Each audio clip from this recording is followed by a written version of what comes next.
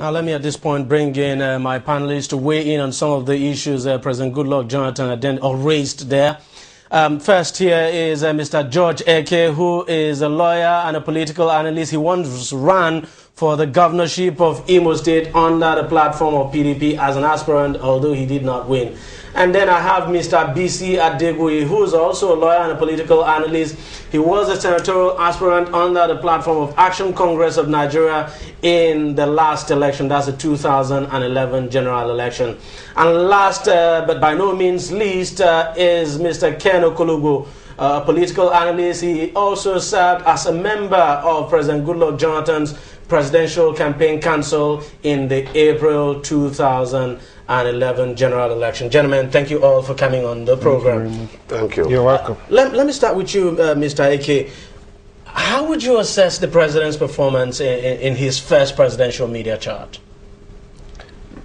Well, one would say the president or his handlers, or both, worked very hard to at least look at the items that bother the nation. The journalists who asked questions asked very relevant questions and very cogent questions, and the president took the questions, quite satisfactorily at the level of taking the questions.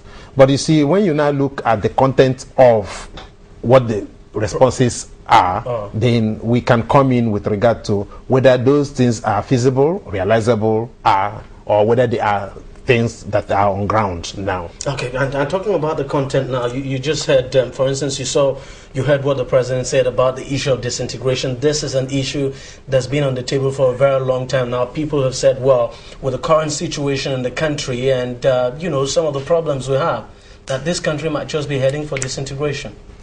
Well, and then you heard the response of the president there. Yes, I share the president's view. I share the president's view in the sense that those who are calling for disintegration or those who are afraid of disintegration are being unduly alarmist. I'll tell you this. The fact that we are facing some challenges, security challenges, do not point to disintegration.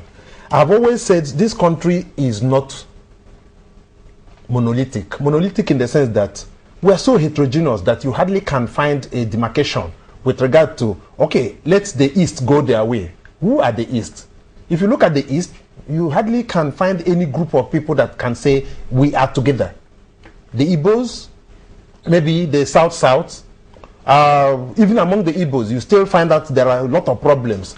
And these problems we're telling you, we're talking about, even cultural, they are sociological. You find out it is akin to this idea of looking for states. By the time people start agitating for states, you now find out suddenly they now say they are not. No, they now say they are no longer, kith and kin with the people that they are in the same state with.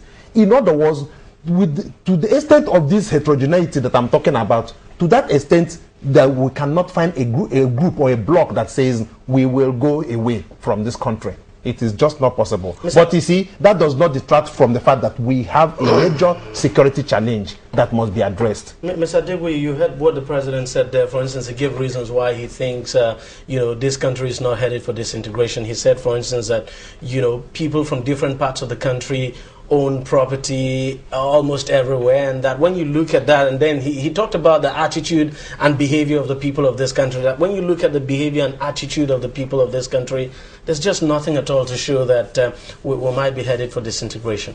Well, for me, the science aren't good. I'm unable to share the view of my colleague here that those who are calling for conference or who are scared of the possibility of disintegration has been alarmist. We're heterogeneous, yes, I know. I agree with that. But if you have an heterogeneous society and you don't have a constitution that recognizes this heterogeneity, when you have diversity and you are not harmoniously united, then there's a challenge.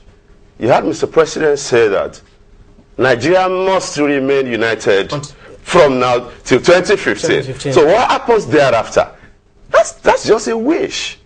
Statesmen think about the future of their country. While politicians think about the fortune of their political party. You don't think that just slipped out of the president, that it's possible that was not actually what he meant. Well, there's no out of finance construction on the face. We're going to accept Mr. President on the basis of what he said. Presidents of Nigeria have, from time immemorial, will always tell you that I will not preside over the disintegration of Nigeria.